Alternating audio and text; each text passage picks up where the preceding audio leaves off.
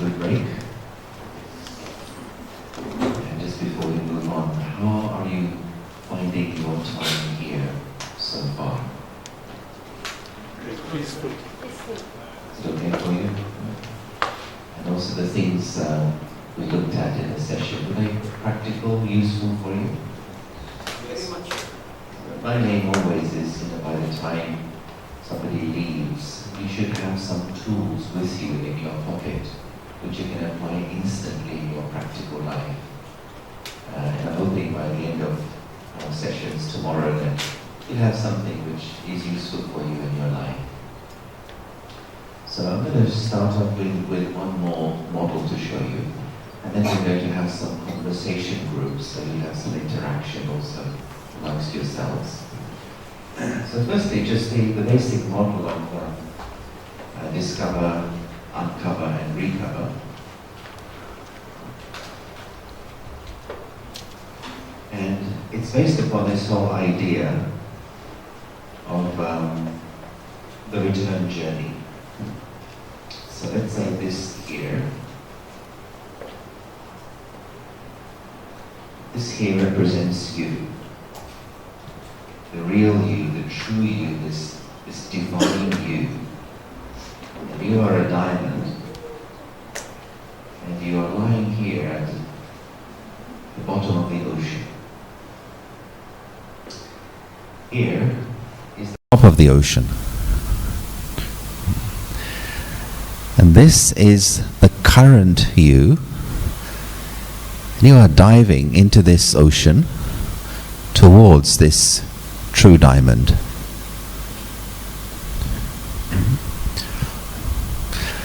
And so three things happen in the process. The first, as we've mentioned, is to discover. And that is, you discover there is more to you than you have been told so far. Since you're born, you are told this is your name, this is your family, this is your country, this is your religion, this is your city, and then this is your job, this is your husband or your wife, etc., etc. And so all of this then creates our sense of identity. And as we've said before, your identity is the basis of your whole life. You may have heard of the saying, you don't see the world as it is, you see the world according to who you are. But then discovery means something happens in a person's life which makes them ask the question, is there more to me than I have been told? Sometimes it happens due to a personal experience, something traumatic in a person's life, maybe the departure of a close relative, or you come very close to death yourself, and you begin to question and go deeper into life. Sometimes it happens due to travel. You travel around the world, you see how people live, you see maybe poverty and different cultures, and a journey of self-discovery begins. Who am I really behind all these masks, all these labels that I have been given? I want to discover my true self. So the journey of self-discovery. The second step is called to uncover. Uncover what?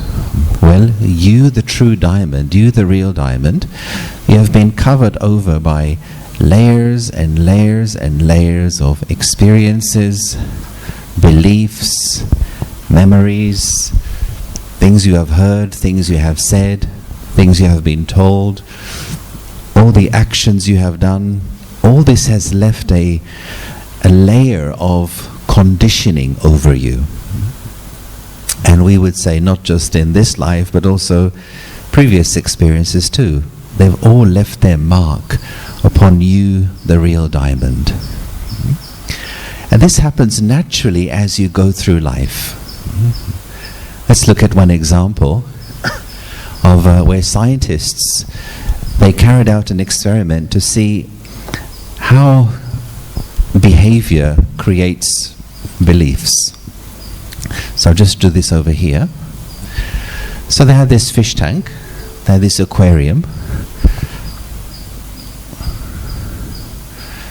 in which they placed one fish, one happy fish that was swimming around, using up the whole area of this fish tank. And then sometime later, what these scientists did is they placed a glass block towards one end of the fish tank. And they began to drop fish food down here.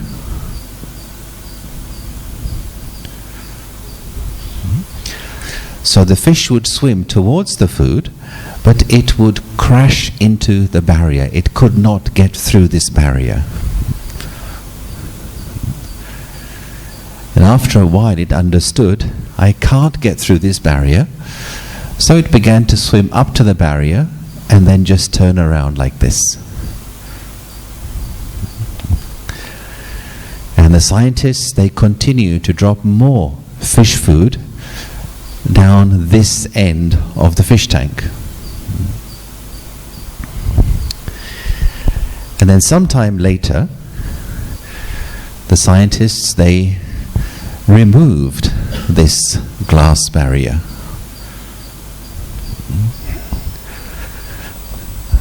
So now here you had fish food. Here you had one hungry fish and no barrier. So what did the fish do when the barrier was removed?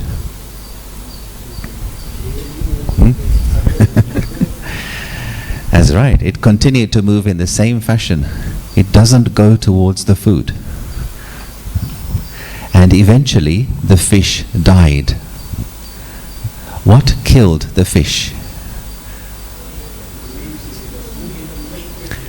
Yeah, that's right. It wasn't hunger. The fish died, in fact, of experience. The experience of that failure to reach the food. The experience of that pain. Although the barrier was no longer physically there, it was in the mind of the fish. This is known as acquired conditioning. And this is under laboratory conditions. But the same thing happens to us in practical daily life. The things you see, the things you hear, comments you get, emotions you have, it creates a certain conditioning within your mind. And that then becomes your reality. Yeah.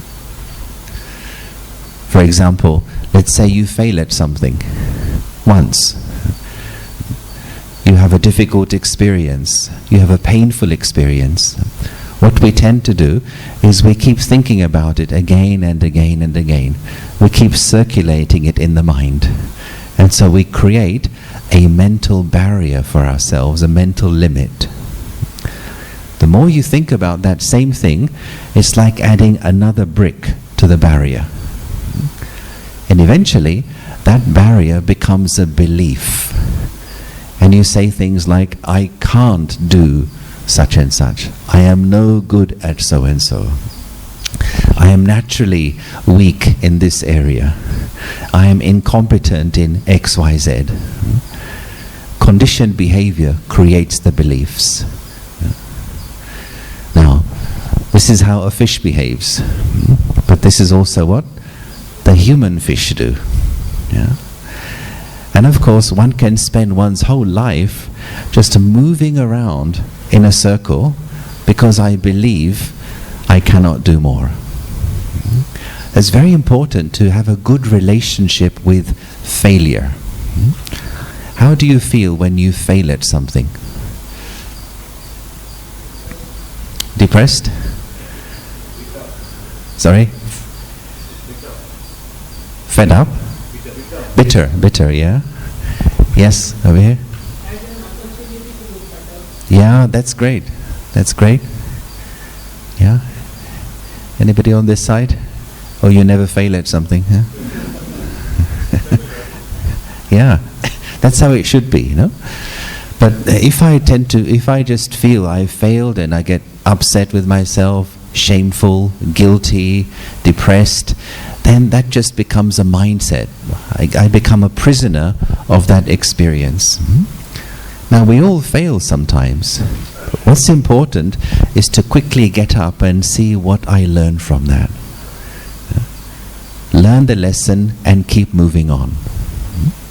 I know, my own experience, when I would fail at something, I would get rather heavy. Yeah. But then when I noticed other people who were spiritually advanced, I saw they didn't do that. It's very quickly they'd learn the lesson and move on. Identify the lesson, carry that into the future, and forget the situation. Now, what's the first thing you failed at in your life? Can you remember? Working? Walking, yes, that's right, walking. Yeah?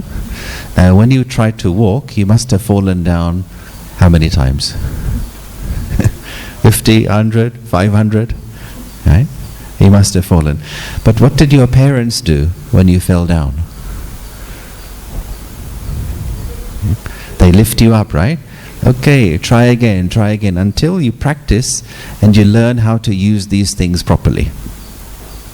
Right? They don't say, imagine if they said the opposite. Let's say the first time you fall down, they say, well, beta or Betty, you can't do this walking business. This walking is not for you. Chhod do isko. Don't waste your time. And even today, we would all be crawling around on the floor. In the same way, your mind is your child. When you fail at something, it's very important to quickly, not waste time, very quickly talk positively to the mind. Okay, mind, first of all, I accept. This didn't go as I hoped. Okay, I accept. Now, what can I learn? What will I do differently next time? How will this make me stronger? How can I grow through this? And I find it's important to do this quickly before the feeling of despair sets in. And maybe even to write it down. Here is what I learned from this situation. And therefore you keep your mind light. When your mind is light, you can keep moving. If your mind gets heavy, you get stuck in the situation.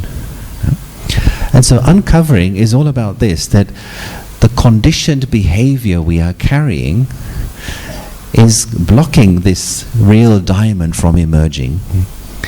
And removing that takes some time. But as we do it, as we uncover, remove this layer of dirt which has settled on the real you, we do find ourselves becoming very light. You find yourself becoming free from negative and heavy emotions. And then a third step is to recover.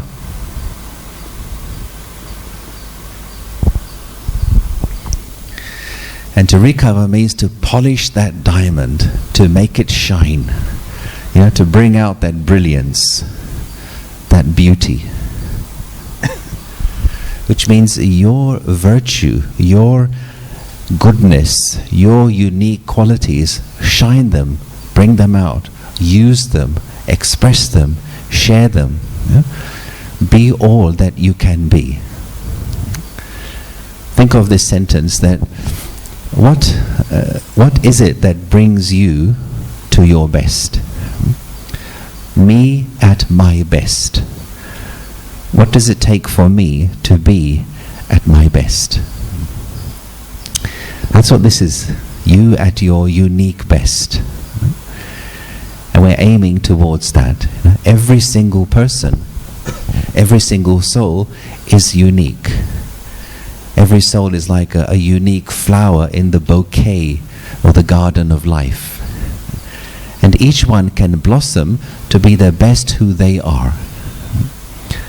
In fact, when one is on the spiritual journey or the inner journey, you realize that tendencies such as mental competition or comparison with others is just a complete waste of time.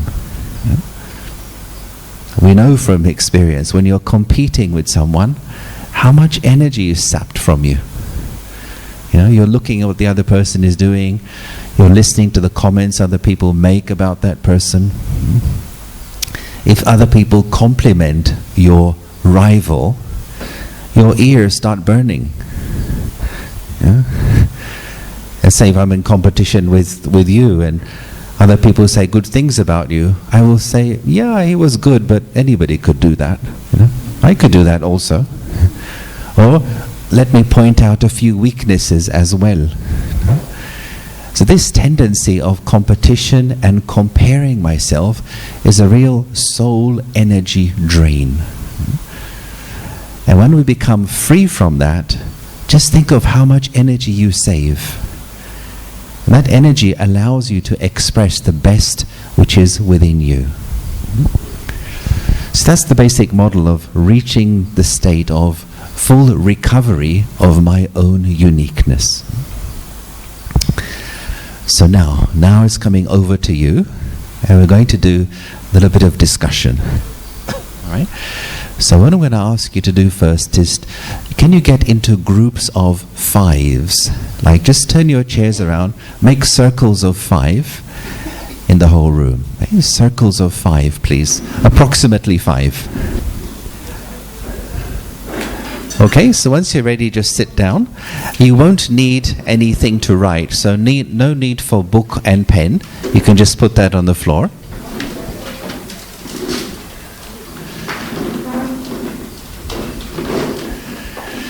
So here's what's going to happen.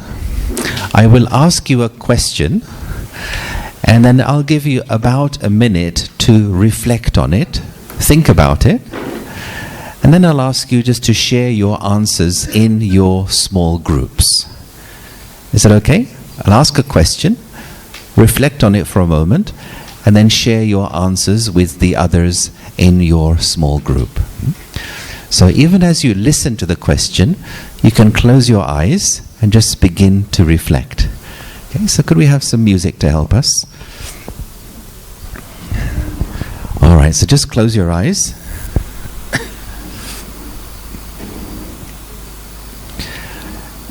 And so here comes the first question.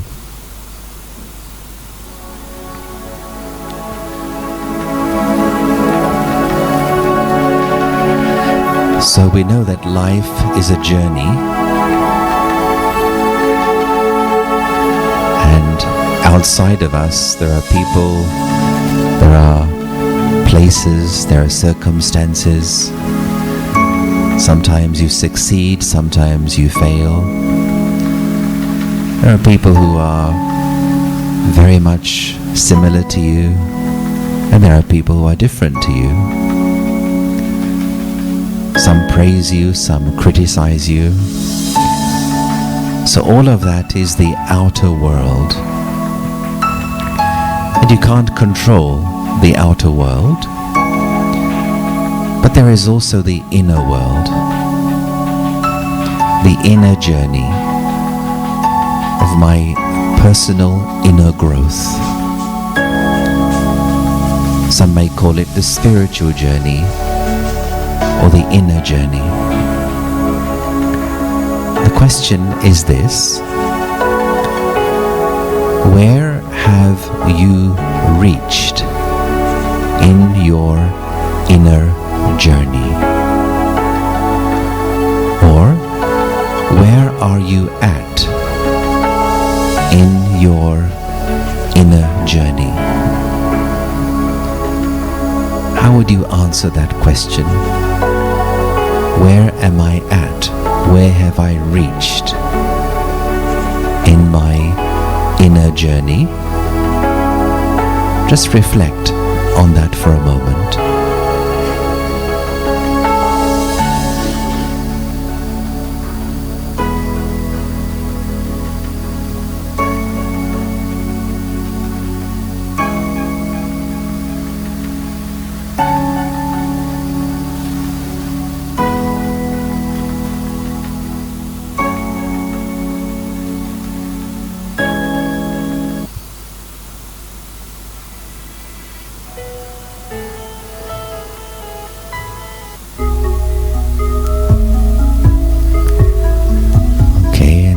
just open your eyes and just share your thoughts, share your reflections with the people in your group. Okay? Take about 6.5 minutes for this. Right? So just talk in your little groups, share your thoughts and your reflections.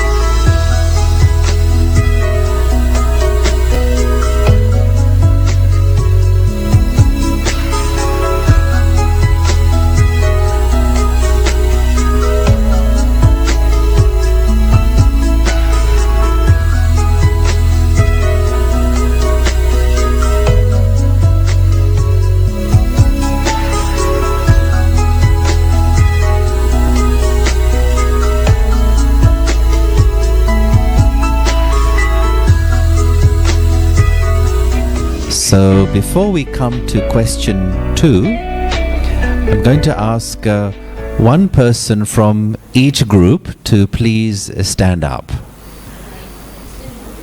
One person from each group to please stand up.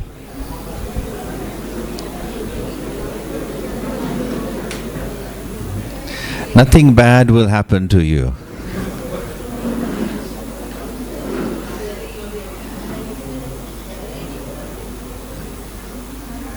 Okay, is that every group? One person from every group standing? Okay, so then those people who are standing, join another group. Those people who are standing, go and join another group. Question number 2. Alright, so again, if we could keep the music playing, please. Question 2, again, just close your eyes.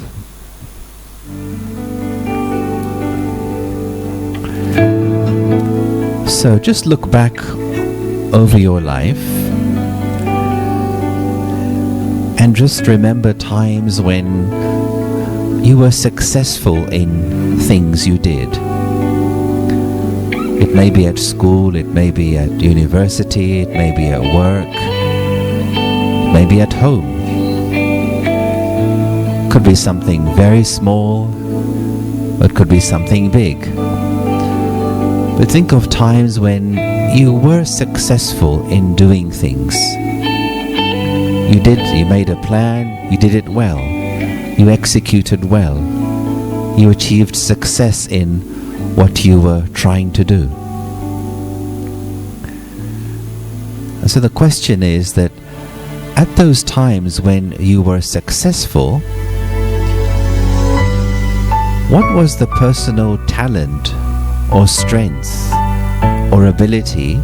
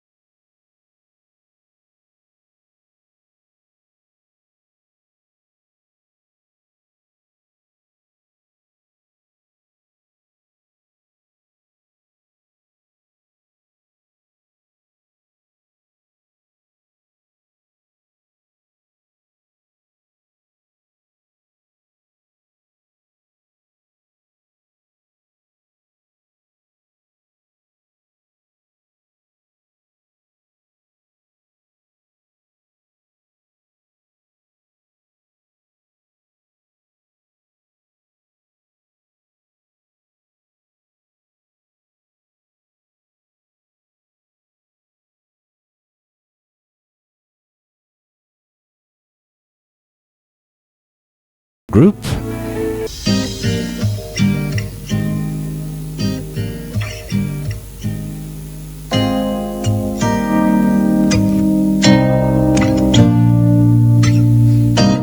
So here comes the next question. Just close your eyes and reflect even as you are listening to the question. Yes, have some music.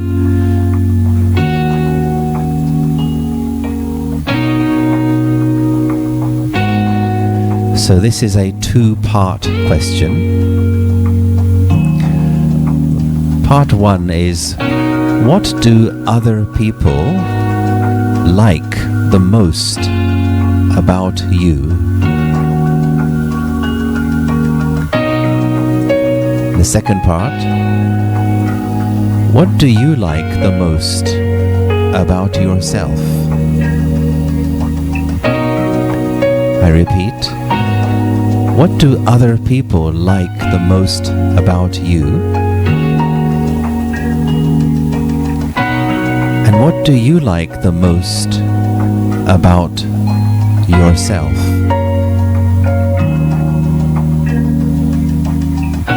Just think about that for a moment.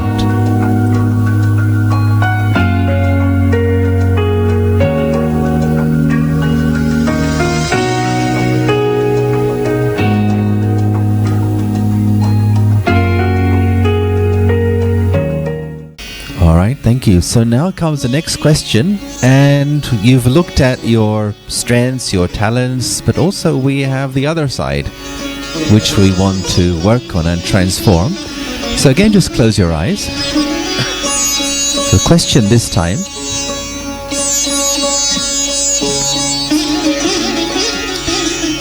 is, now think of times in your life when you were not as successful as you could have been. Let's say you did something and the success was half, or you really didn't succeed as you could have and you should have. Again, it could be at home, it could be with something simple like cooking something, or maybe at school or at work. Anything, something small, something big. But the question is, at those times when you are not as successful as you could, what was the common weakness in your attitude or your behavior which led to success being low? What was the common weakness in your attitude or your behavior which led to the success being low? So for example, some people say I didn't prepare properly, or I lacked self-confidence, or I wasn't focused. Whatever. What was the common weakness in you that led to that success being low? Just think about that for a moment.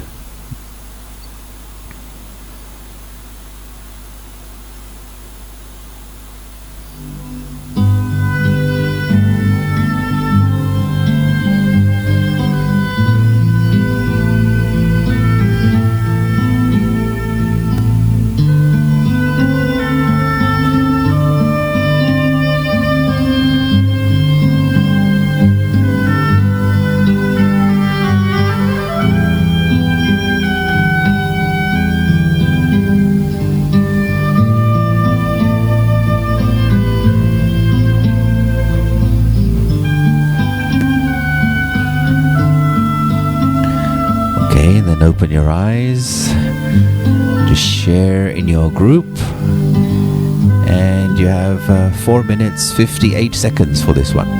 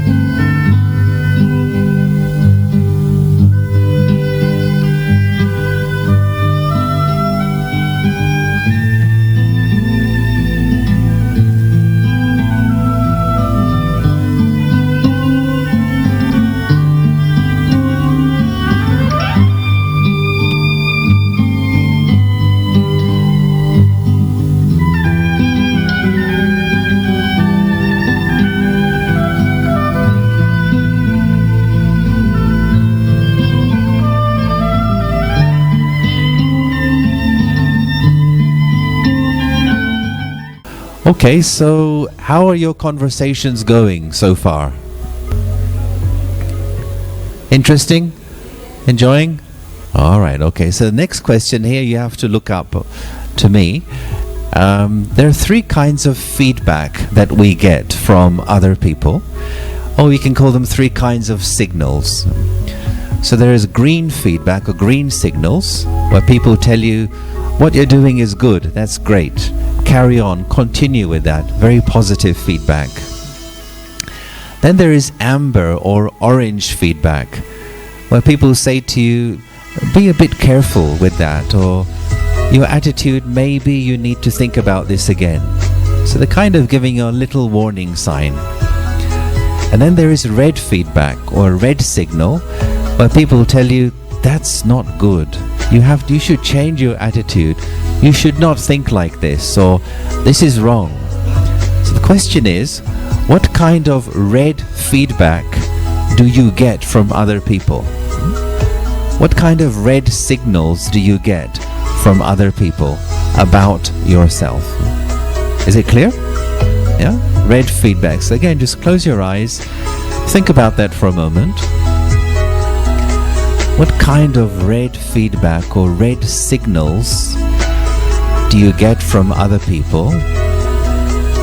Sometimes it can just be a word that somebody says to you. They're trying to alert you or trying to warn you to change your attitude in a situation,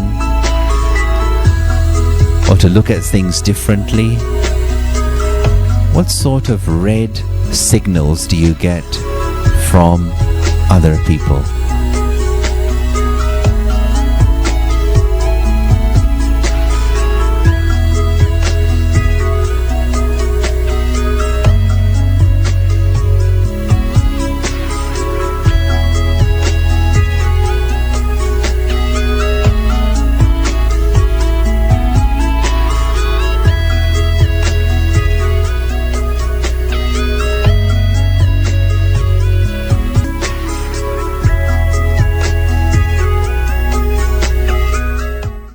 So final question again, you can just close your eyes.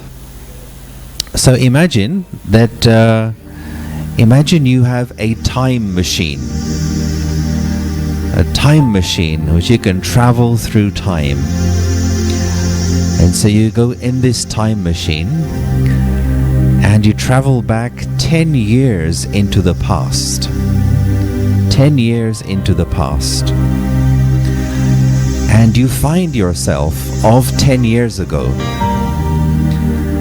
And you arrange to have a meeting at a coffee shop with yourself of 10 years ago. So here you are on that day. You are sitting across the coffee table at a coffee shop with yourself of 10 years ago, having a nice masala chai or maybe a cappuccino. The question is, what advice would you give to yourself of 10 years ago? What advice about life would you give to yourself of 10 years ago? Just think about that for a moment.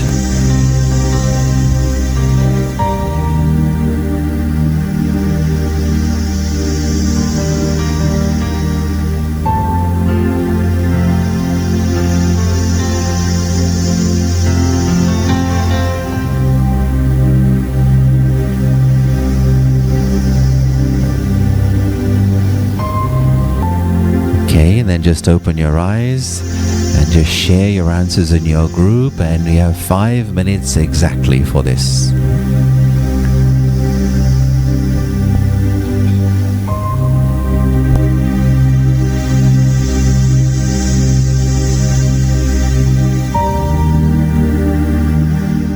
So there's various stages in this.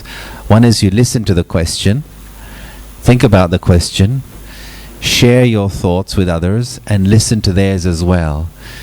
So something happens when you come together with people who are on the same frequency as you. And one thing I've discovered over the years on the inner journey is that I can only know myself by myself to a certain degree. I need other people in order to find out more about myself. No? And that's one of the principles of spiritual growth is Sangkarang. Keep the company of those who are also on the journey helps you to discover more about yourself rather than if you're just kind of isolated in a bubble. Okay, so finally I'd just like to show you the model for self-awareness, and this is then something you may like to think about in the afternoon after lunch. So this model is really about where our behavior comes from, and for me it really symbolizes the whole journey, the inner journey of personal growth or personal evolution. It tells us that there are 4 quadrants from which our behavior emerges. And simply put, there are things that we all know. You know stuff, you know things. But you know that you know. Can you give me an example of something you know, and you know that you know it? Could be something very simple. Sorry? Sorry, my 2 ears can only concentrate on one person. Okay, so you know and you know that you know. Alright, fine. Thank you. And over here, you said something? Your name. It could be something. Could be something as simple as that. You know your name and you know that you know. Yeah, anything else?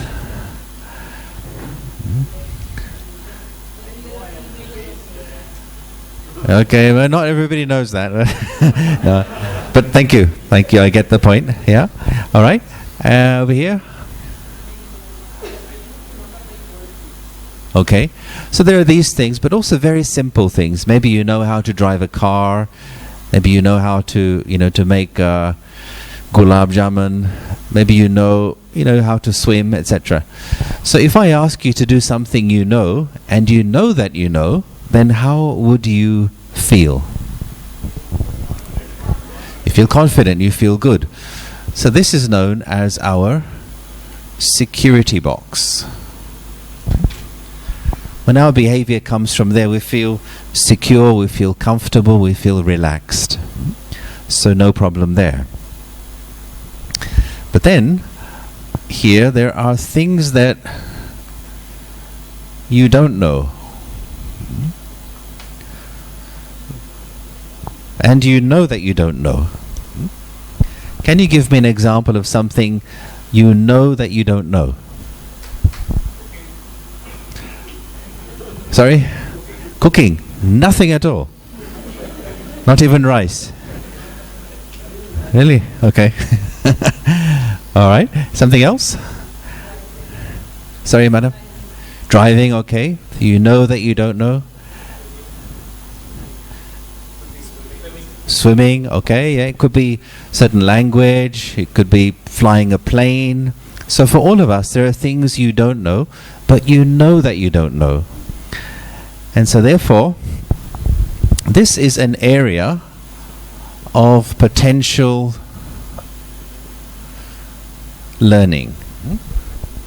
If you want to learn, you could take steps to learn.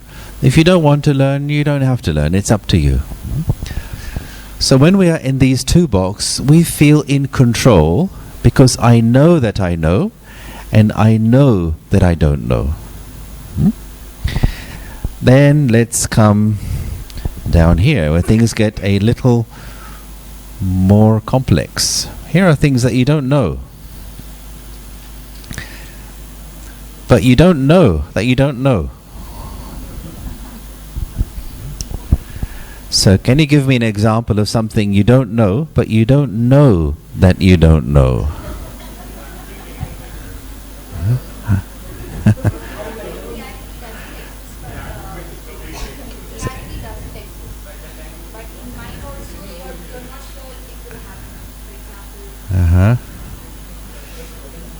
Any examples? In reality,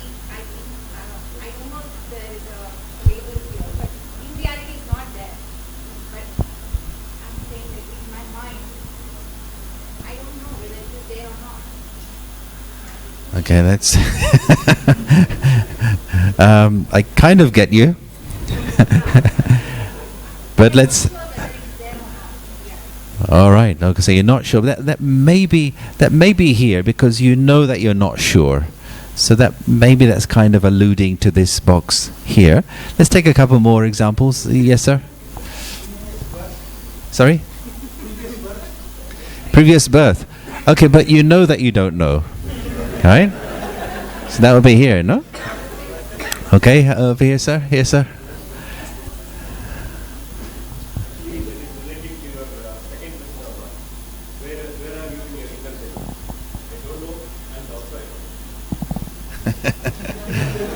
Okay, I can see that. I can see that. Okay. Yeah, something here. Yes, sir. Yeah.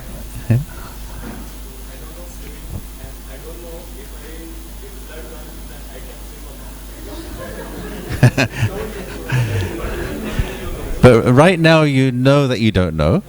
Okay.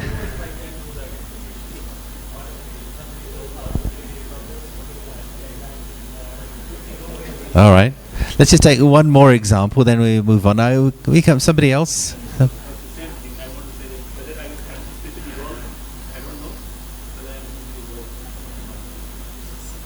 I think quite a lot of what you're saying is from here, a kind of, just on the border of these two boxes. We'll just take one more, then we move on. Yes, at the back. Okay, so you know that you don't know, right? But actually for this one, you cannot give an answer for yourself. Huh?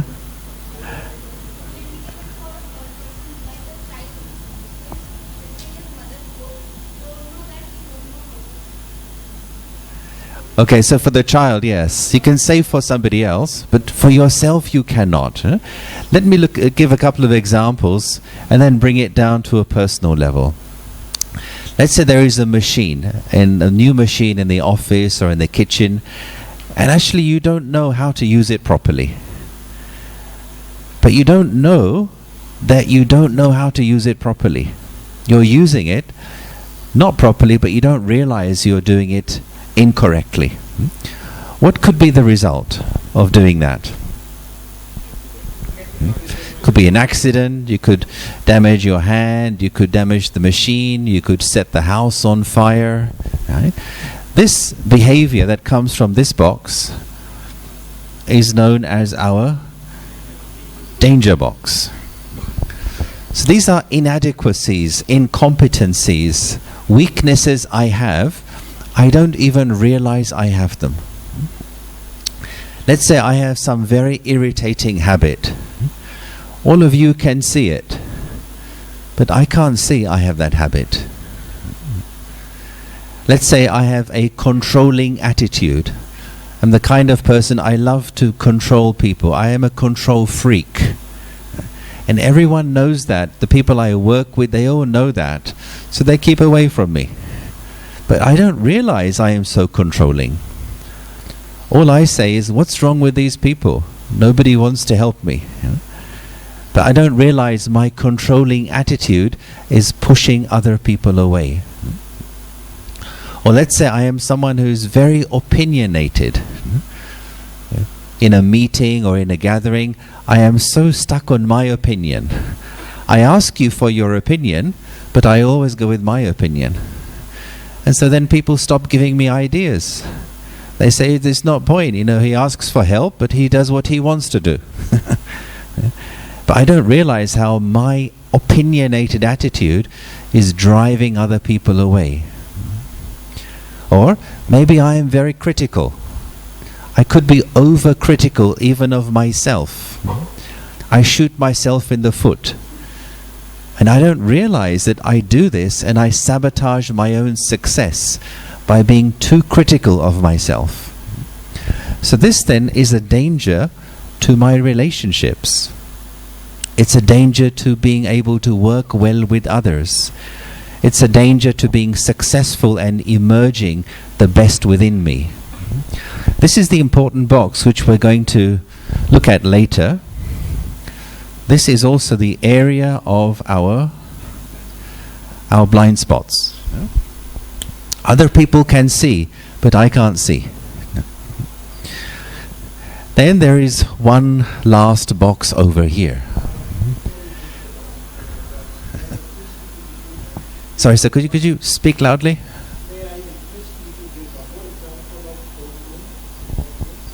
Yeah, I will do. I will. I'm just going to finish the model, then we come back to this. Yeah.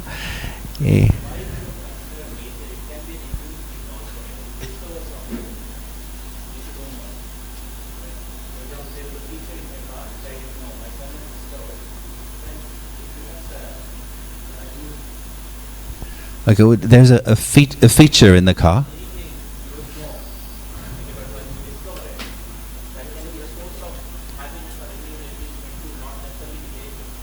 Okay, could you give maybe another example to help me to understand?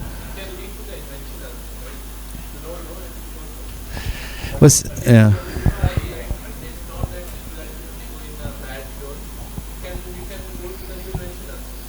Well, that's what we want to do. We want to move this into a positive zone. When I say don't know here, I'm referring to incompetencies, weaknesses, behaviors which are, behaviors or attitudes which will lead me into a ditch, let's say. The aim is to change, of course. Let me complete the model, then I'll come back to this and we look at some more examples. Here are things that you know. The last box, but you don't know that you know.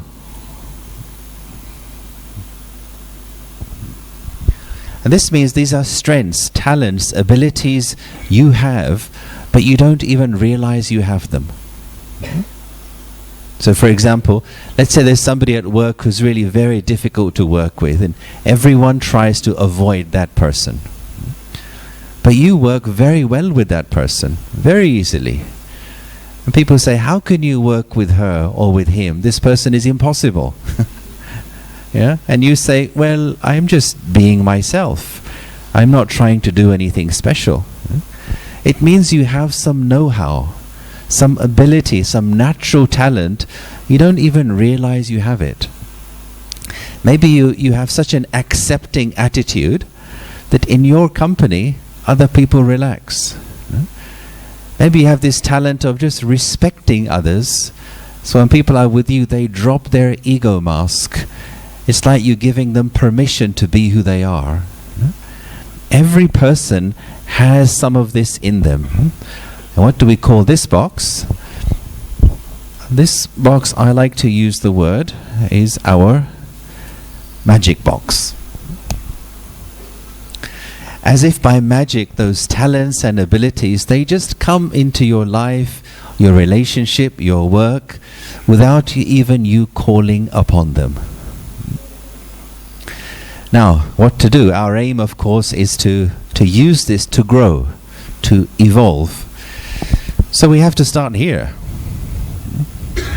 The things that I don't know, my weaknesses, my incompetencies, which I don't even realize I have, I want to shift them into my learning box. In other words, I want to know what I am doing wrong. It could be in my behavior, in my words, or in my attitudes. I want to see where I am going wrong, where I am falling into a danger zone, in order to be able to work on it. If I work on it, then I transfer that into my security box. I work on overcoming the weakness. So what I don't know, now I know how to do that properly. And of course, for us in the spiritual journey, it's all to do with attitudes and consciousness. Now I know, for example, how to deal with criticism, or I know how to deal with failure, or I know how to deal with, being ignored, or the things which really, make us upset. I've learned how to handle that situation. I've changed a weakness into a strength. And the more you use that talent, that strength, that ability in your life, it's going to become natural for you. is going to become part of your magic box. So now you have that strength. It's so natural for you. You're not even conscious of using it. You know? Just like we develop bad habits through repeated behavior, so too we can develop good habits by repeating them, practicing them, especially in terms of attitude and consciousness. Now, how do you know what's in your danger box? Would you like to know what's in your danger box? Are you sure? Yeah. All right. Well, I have found four ways can help. There may be more. And of course, this is all to do with the inner change. One is just to listen out to what comments other people make about you. If the similar comments are coming from different people's mouths, there may be something to look at. So for example, if people say, if you hear it from different people, you're a bit lazy, you know, or you're stubborn, you never listen. You always want to give your idea, you never listen. If you hear this coming from different people, then, you know, take the chance to look at yourself and see, maybe that's true. Maybe I need to look at that for myself. It doesn't mean try to listen to every single word everyone says about you. It's not about paranoia. But just take that feedback for yourself and see, okay, if a number of people are saying a similar thing, why not check myself and see, maybe that's true. A second could be every time you have some kind of emotional reaction to something. Let's say you got upset, or let's say you got angry. It's indicating there is something there which I don't know. There is a weakness there.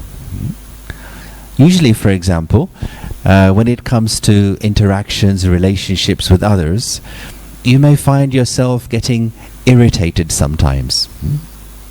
Does that happen? Does anybody get irritated? Okay, I think everyone does.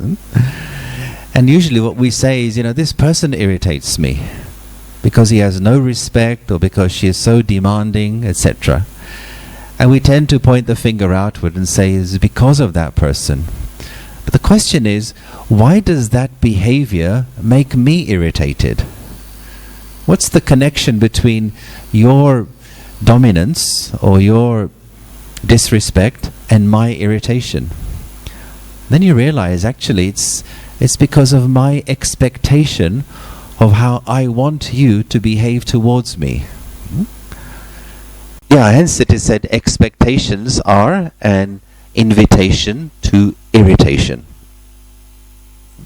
If you find yourself irritated because of someone, check the expectation you have of them, which is not fulfilled, which is the cause of your own irritation.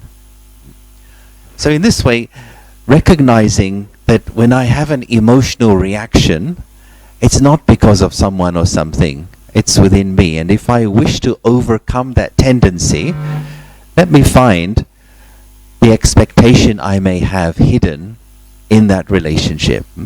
So that's the second thing. Third thing could be to talk to a good and trusted friend. Somebody who knows you well, somebody who has a lot of love and respect for you. Maybe make an appointment and ask for some personal feedback. Sit down somewhere, have a large jug of strong coffee near you, and just ask, hey, can you give me some personal feedback? You know, how can I be better? What can you see in me which maybe I cannot see in myself? As it is said, what a host sees in 1 year, a guest can see in 1 minute. Right? You may have some stain in your carpet, and you forgot it's there, you got used to it.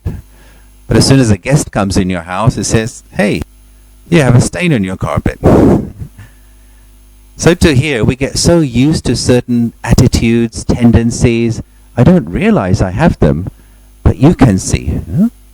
So some personal feedback from someone you trust, someone you know has love for you, this can be a fast track to discovering and knowing yourself. Then the fourth one I have found is, it's just being in the company of people who are spiritually and emotionally mature.